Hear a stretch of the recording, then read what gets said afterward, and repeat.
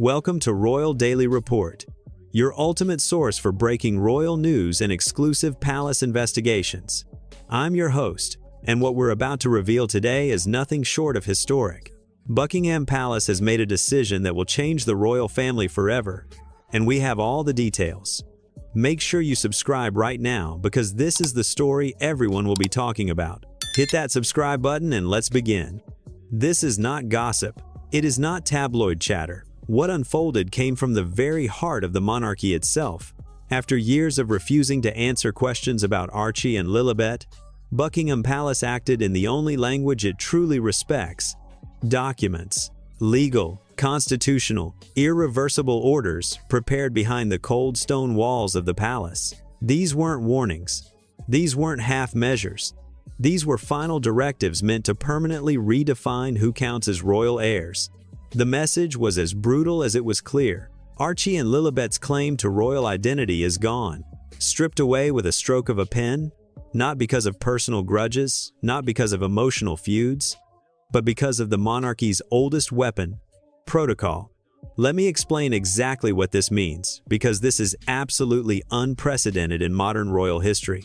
When we say stripped away with a stroke of a pen, we're talking about official legal documents that have been prepared, signed, and filed by senior members of the royal household and constitutional advisors. These aren't draft proposals or suggestions. These are binding orders that carry the full weight of the British monarchy behind them. The palace has made a decision, and that decision is final. Archie and Lilibet, who were born into what everyone believed was the royal family, who were presented to the world as prince and princess, have had their royal status officially revoked. Not suspended, not put on hold, but completely and permanently removed. And the reason given isn't personal feelings or family drama. It's protocol, the ancient rules that govern who can and cannot be considered a legitimate royal heir. Before we go any deeper into this historic palace decision, I need you to stop right now and subscribe to Royal Daily Report. We are literally the only channel bringing you this level of detailed, insider coverage of what's happening behind palace walls. Every day we're uncovering new information, breaking exclusive stories, and giving you the truth that mainstream media won't tell you. Hit that subscribe button right now, turn on all notifications, and make sure you're with us for every single update. Royal Daily Report, where the real royal news happens. Subscribe now. To understand why the crown chose this moment, why it held its silence until now, and why it moved with such icy precision, we must travel back more than a century to the reign of King George V. It was 1917, Europe at war, and the monarchy itself facing unprecedented threats. The king acted then to protect the royal bloodline, and his decision would shape the destiny of Meghan's children more than 100 years later. Now, why do we need to go back to 1917? Because that's when the rules were established that are now being used to strip Archie and Lilibet of their royal status. King George V was the reigning monarch during World War I, and at that time, the British monarchy was facing existential threats. Other royal families across Europe were being overthrown. The Russian Tsar and his entire family had been executed. German royalty was being stripped of power, revolution was in the air, and monarchies that had stood for centuries were crumbling. King George V realized that if the British monarchy was going to survive, it needed to be strong, clearly defined, and impossible to challenge. He couldn't have distant relatives or questionable connections claiming royal titles and weakening the institution. So he did something that would echo through history for over 100 years. He created a legal framework that precisely defined who could and could not be called a prince or princess, who was and wasn't in the line of succession, and what requirements had to be met for royal status to be granted. These weren't just guidelines or traditions. These were laws, written in official legal language and binding on all future generations. Hold on tight because this is not rumor. This is not chatter from the sidelines. This is Buckingham Palace itself, the core of the monarchy, finally breaking years of silence. For so long, the world asked the same questions about Meghan and Harry's children. Were Archie and Lilibet truly royal heirs? Why did the palace hide behind silence while doubts and scandals grew louder? Why did these children never appear under the same light as William and Kate's? The questions piled high. The whispers refused to fade, and the crown said nothing until now. Think about it. For years, we've seen Prince George, Princess Charlotte, and Prince Louis at official events, on balconies, in Christmas cards, at coronations. They're visible, they're documented, they're clearly part of the royal family's public face. But Archie and Lilibet? We've seen maybe a handful of photos, usually released by Harry and Meghan themselves, never at official royal events, never integrated into the family structure. People noticed this discrepancy and started asking questions. Why the difference? Why are William's children treated as full royals while Harry's children remain in the shadows? For years, the palace refused to comment. They maintained their characteristic silence, neither confirming nor denying the children's status. But that silence wasn't uncertainty, it was strategy. The palace was gathering evidence, consulting lawyers, reviewing documents, and preparing for this moment when they would make their definitive statement. This story is absolutely explosive. And if you're not subscribed to Royal Daily Report yet, you're missing out on the most comprehensive royal coverage available anywhere. We don't just skim the surface, we dig deep into the history, the law, the protocols, and show you exactly what's happening and why it matters. Subscribe right now, hit that notification bell, and become part of our community of informed royal watchers who refuse to accept official PR spin. Royal Daily Report, your source for truth and accountability. Subscribe now. The year was 1917. With Britain in the grip of the First World War, the monarchy's very survival seemed uncertain. Foreign dynasties fell, revolution toppled empires, and the royal family understood that only clarity and strength could keep the crown alive. King George V stepped forward with a decree known as the Letters Patent. Dry, unemotional, written in the language of law, these documents did something extraordinary. They set boundaries on who could call themselves prince or princess. No longer would titles flow freely. From then on, 3 requirements had to be met without exception. 1. The child must be of legitimate royal blood. 2. The birth had to be formally recognized and recorded by the crown itself. 3. The child had to be connected to the Church of England through a valid christening. Let me break down each of these 3 requirements because they're absolutely critical to understanding why Archie and Lilibet are being stripped of their royal status. The first requirement, legitimate royal blood, means that the child must be the biological offspring of a royal parent, and that parentage must be documented and verifiable. It's not enough to just claim royal blood. There must be official records proving the bloodline. The second requirement, formal recognition by the crown, means that the birth must follow royal protocols. There must be royal doctors present, official witnesses, proper documentation filed with the royal household, and formal acknowledgement from Buckingham Palace. The birth can't just be announced by the parents through their PR team. The palace itself must verify and confirm it.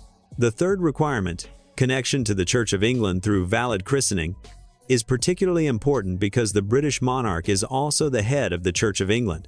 Royal children must be baptized according to Church of England protocols, with proper documentation and official recognition from church authorities. This isn't about being religious, it's about the legal and constitutional link between the monarchy and the church. These were not ceremonial guidelines. They were binding rules designed to protect the monarchy from outsiders, imposters, and political threats. For over a century, they worked, shielding the bloodline with cold precision.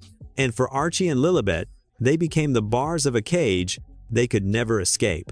Why did King George V make these rules so strict?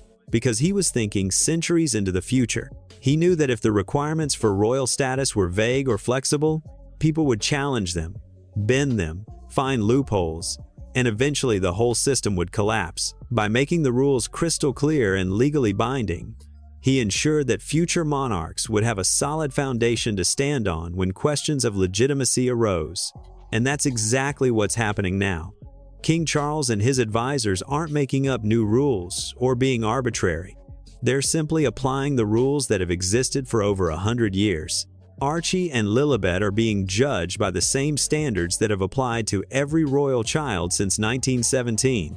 We're halfway through this incredible investigation, and I hope you're beginning to understand just how significant this palace decision really is. Royal Daily Report is the only channel giving you this level of historical context and legal analysis. If you value journalism that educates while it informs, you absolutely must subscribe right now. Hit that button, turn on notifications, and make sure you never miss another exclusive report from Royal Daily Report. We're building the most informed royal watching community online, and we want you to be part of it. Subscribe now. When Archie was born in 2019, it seemed at first to be a moment of unity. The world smiled at photographs, headlines declared joy, and a new heir appeared to secure the Windsor line. But beneath the surface, trouble began almost immediately. The trouble came in the form of paperwork. Archie's birth certificate first listed his mother as Rachel Meghan Markle, her full legal name. Nothing unusual there. But then, without explanation, the document was altered. Her name was erased. In its place, Her Royal Highness the Duchess of Sussex. Birth certificates are not press releases. They are permanent legal records. Altering one is no small act. It raises questions about legitimacy, identity, and positioning within the royal register. Let me explain why this alteration is so significant, because on the surface, it might seem like a minor detail. But in the world of royal protocol and legal documentation, it's huge. When a birth certificate is filed, it becomes an official government document. It's registered with the state, archived, and considered a permanent record of that person's entry into the world. Changing a birth certificate after the fact requires going through official channels, providing justification, and creating a paper trail. In most cases, birth certificates are only amended to correct genuine errors, like if a name was misspelled or wrong information was accidentally recorded. But this wasn't a correction of an error. This was changing accurate information to different information. Why would anyone do that? And more importantly, who authorized it and why? Meghan claimed the palace forced her hand. Palace aides denied it. Neither side backed down.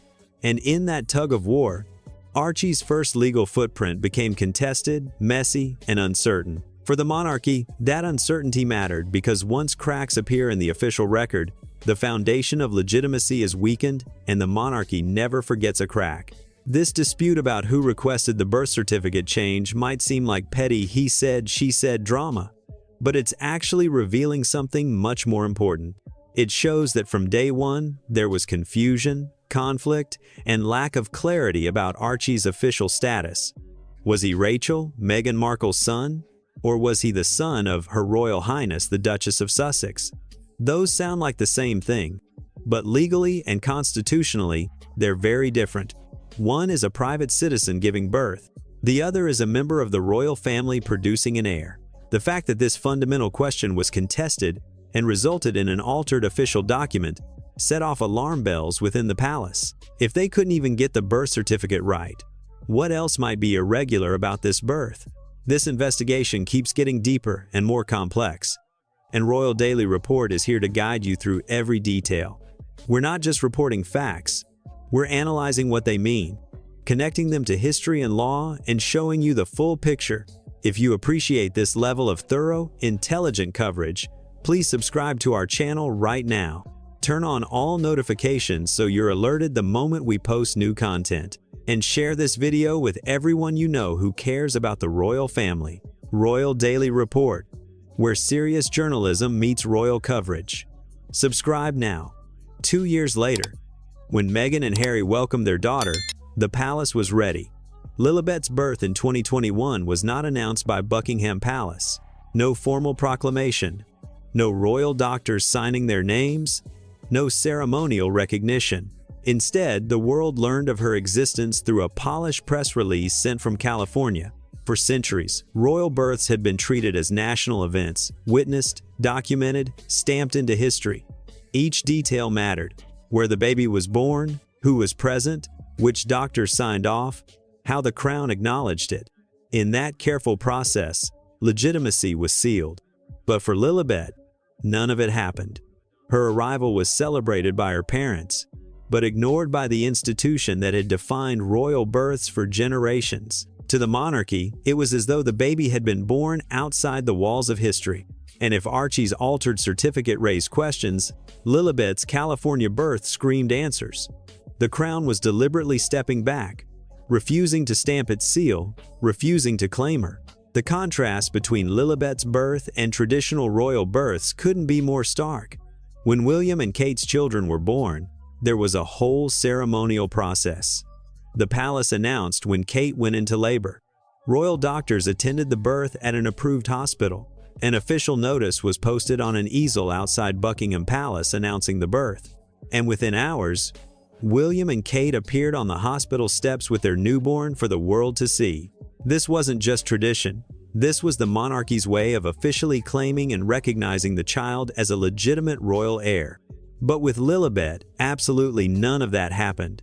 There was no palace announcement, no royal doctors, no official notice, no ceremonial presentation, just a press release from Harry and Meghan's California PR team saying, "We had a baby." From the monarchy's perspective, this was Harry and Meghan having a private family moment, not the birth of a royal heir.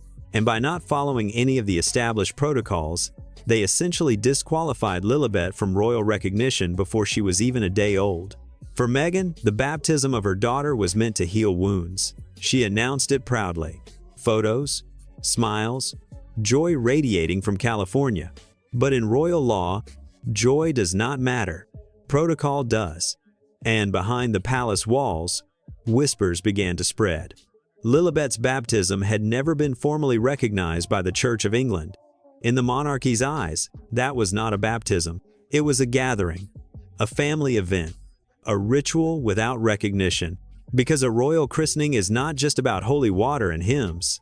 It is a formal seal that binds the child to the church, to the crown, and to history itself. It is the invisible ink that writes their name into Britain's royal record.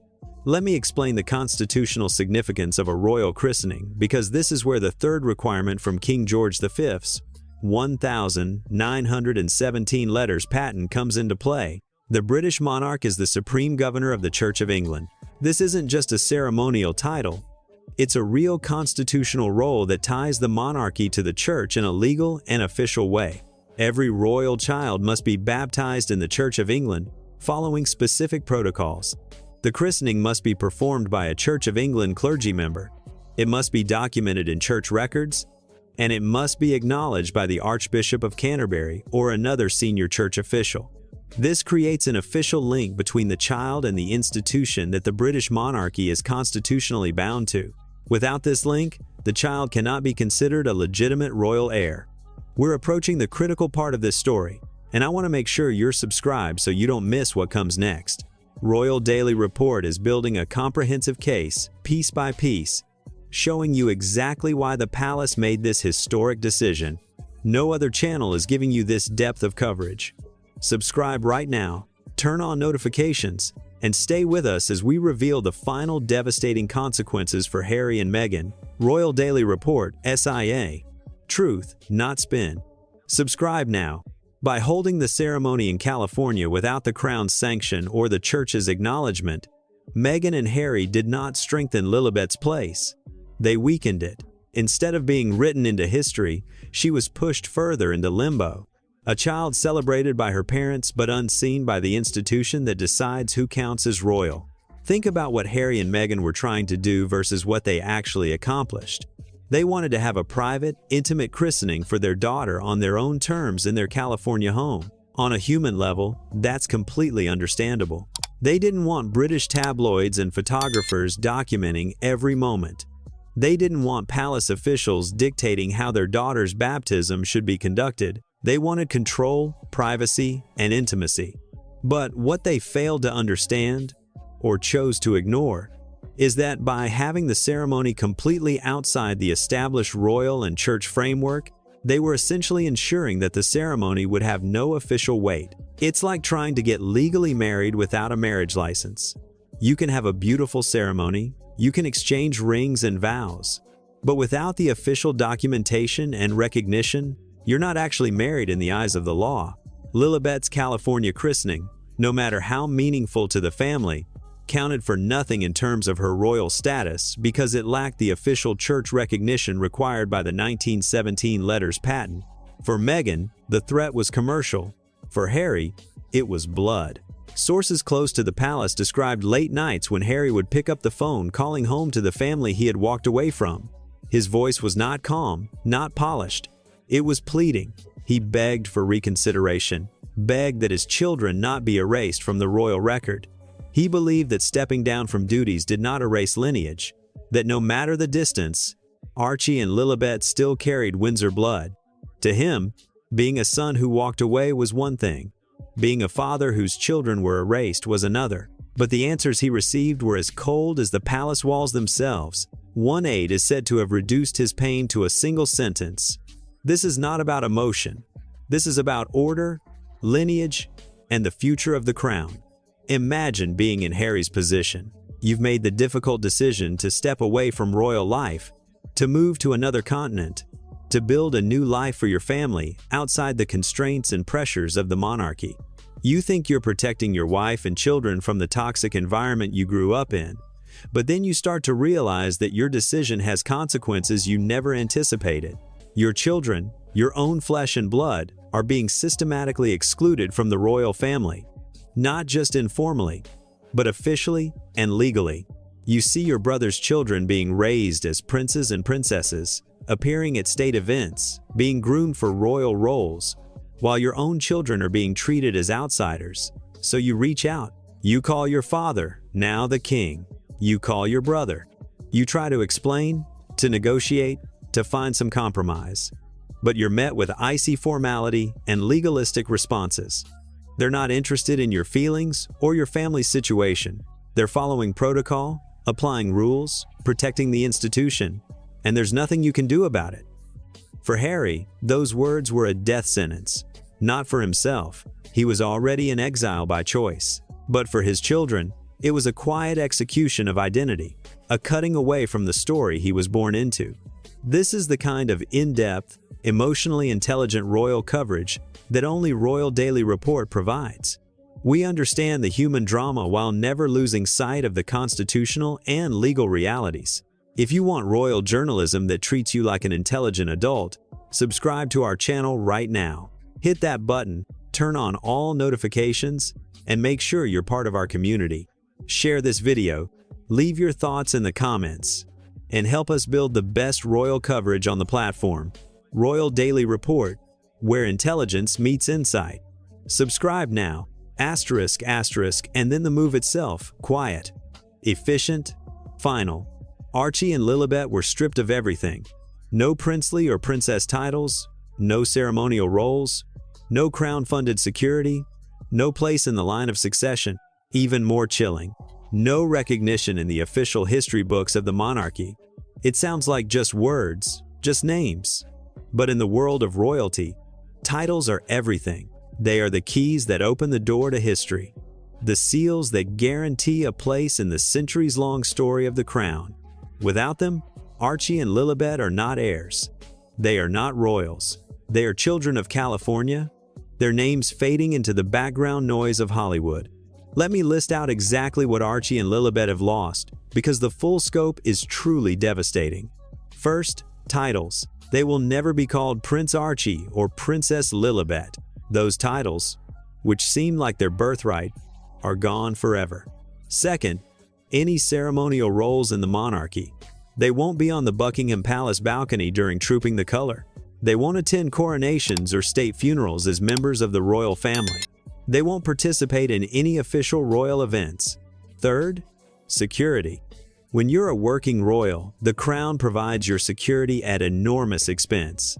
Trained protection officers, armored vehicles, secure residences, all funded by the British taxpayer. But as private citizens, Harry and Meghan must pay for their children's security themselves, which costs millions of dollars per year. Fourth, succession rights. Archie and Lilibet are being removed from or never formally added to the official line of succession. They will never inherit the throne, no matter what happens to the royals ahead of them.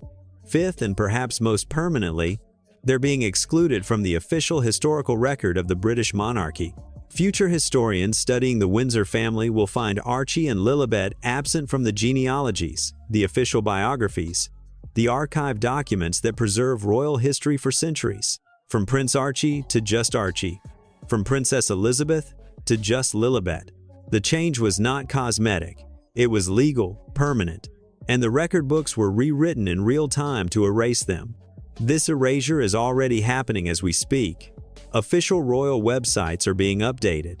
Historical records are being amended. Future editions of royal genealogies and reference books will either omit Archie and Lilibet entirely or include them with footnotes explaining they hold no royal status. The palace isn't waiting to see how this plays out. They're acting now, decisively, to reshape the historical record. In 50 or 100 years, when people study this era of the monarchy, they'll see King Charles with his two sons, William and Harry. They'll see William's 3 children clearly documented as royals, and they'll see Harry's 2 children mentioned only in passing, if at all. As private citizens born in California with no official connection to the crown, we're in the final section of this historic report.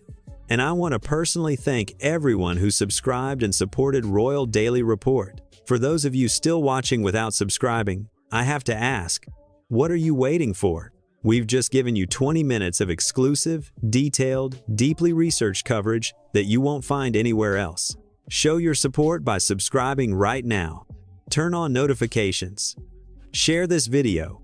Leave a comment. Be part of the Royal Daily Report community. Subscribe now. For years, Meghan and Harry built their public identity as the monarchy's rebels. Every interview, every documentary, every scandal seemed to fuel the image of a couple standing against tradition. But here is the truth. The palace understood better than they did. Rebellion only matters if the crown still claims you. Once the crown erases your name, you are no longer a rebel. You are simply gone. The monarchy didn't need to outshout Meghan and Harry. It didn't need to fight them in the press. It waited, silent, patient. And when the moment came, it acted with surgical precision, removing succession rights, stripping titles, cutting the final cord. Archie and Lilibet are not rebels. They are not even royal exiles. They are outsiders, absent from the official royal story. This is perhaps the most devastating aspect of the palace's strategy. They've completely undermined Harry and Meghan's entire brand and public identity.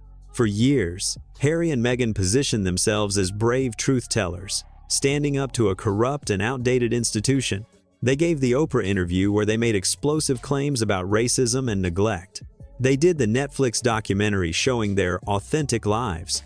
Harry wrote his memoir detailing his grievances against the royal family. All of this was framed as noble rebellion against an unjust system. But the palace has now revealed this framing to be hollow. Because you can only rebel against a system if that system acknowledges you as part of it.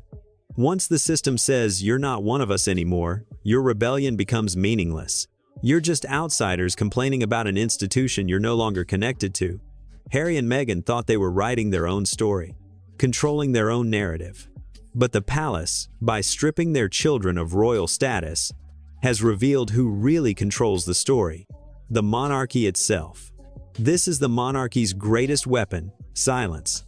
No public outbursts, no interviews, no back and forth with tabloids, just a quiet stroke of a pen that rewrites history permanently. The lesson is brutal but undeniable. The crown does not bend to personalities, not to fame, not to popularity, not to emotion. Order comes before affection. Lineage comes before love. Think about how the palace has played this entire situation. While Harry and Meghan have been loud, visible, constantly in the media giving interviews and making statements, the palace has been silent. While critics accused them of being cold and uncaring, they said nothing. While rumors and speculation swirled, they refused to comment. And all the while, behind those closed doors, they were methodically building their case, reviewing documents, consulting lawyers, and preparing these final orders. They didn't need to win the PR battle or the battle of public opinion. They just needed to follow their own rules and apply their own protocols. And now, when Harry and Meghan are essentially powerless to fight back, the palace has made its move. It's a masterclass in institutional power, patient, calculated, and absolutely devastating in its effectiveness. For Meghan and Harry, the result is devastating.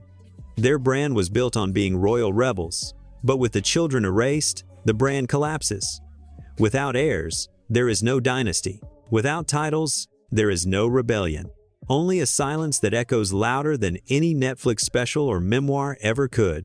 Consider what this means for Harry and Meghan's commercial value and public relevance going forward. Their entire brand has been built on their royal connections. Meghan is the Duchess of Sussex. Harry is a prince.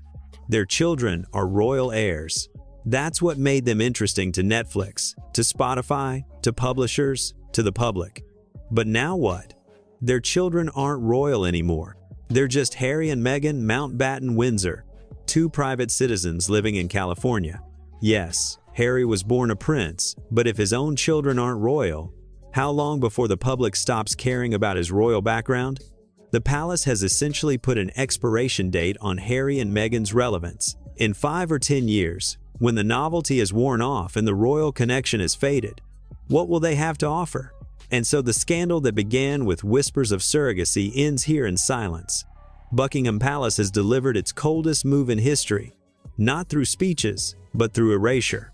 Archie and Lilibet will grow up in California, loved by their parents, but missing from the only record that mattered, the one that lasts for centuries. For the monarchy, the matter is closed. For Meghan and Harry, it is a wound that never heals. And for Archie and Lilibet, it is the cruelest inheritance of all, an absence written in ink that no fame, no fortune, and no scandal will ever erase. The finality of this decision cannot be overstated. The palace isn't threatening or warning, it's done. The legal documents have been prepared and filed. The historical records have been updated. The line of succession has been clarified. And none of it is reversible without Harry and Meghan completely capitulating, moving back to Britain, submitting to royal protocol, and essentially admitting they were wrong about everything. Even then, the damage to the children's claims would be difficult to undo. The palace has ensured that Archie and Lilibet's royal status is not suspended or under review. It's terminated. They are, for all legal and constitutional purposes, private citizens with no connection to the crown, and that's how history will remember them. That brings us to the end of today's Royal Daily Report coverage of what may be the most consequential palace decision in modern royal history. Let me recap what we've uncovered. Buckingham Palace has officially stripped Archie and Lilibet of their royal status, using the 1,917 letters patent as their legal foundation. The 3 requirements: legitimate royal blood, formal crown recognition of birth, and Church of England christening have been applied, and Harry and Meghan's children have failed to meet the standards on all counts.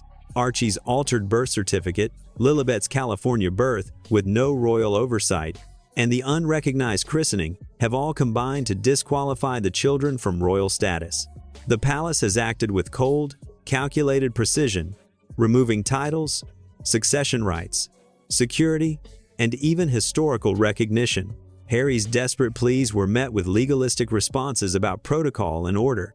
And now the deed is done. Archie and Lilibet are erased from the royal record, private citizens of California with no official connection to the British crown. This is permanent. This is final. This is the monarchy's answer to years of controversy. For Meghan and Harry, it's devastating. Their brand collapses without royal heirs. Their rebellion becomes meaningless without royal status to rebel against. They're left as private citizens whose royal connection fades a little more each day. Make sure you're subscribed to Royal Daily Report, because this story will have massive implications for years to come. We'll be covering every development, every consequence, every reaction. Hit that subscribe button right now. Turn on all notifications and make sure you never miss our coverage. Share this video with everyone who needs to understand what really happened here. Leave your thoughts in the comments. Do you think the palace was right to apply these strict protocols, or is this a cruel punishment of innocent children? Let us know. Thank you for watching Royal Daily Report. I'm your host, and remember, in the battle between personal feelings and institutional protocol, the monarchy will choose protocol every single time. The crown does not bend, it erases. We'll see you in the next video. Stay informed, stay vigilant, and never stop questioning the official narrative.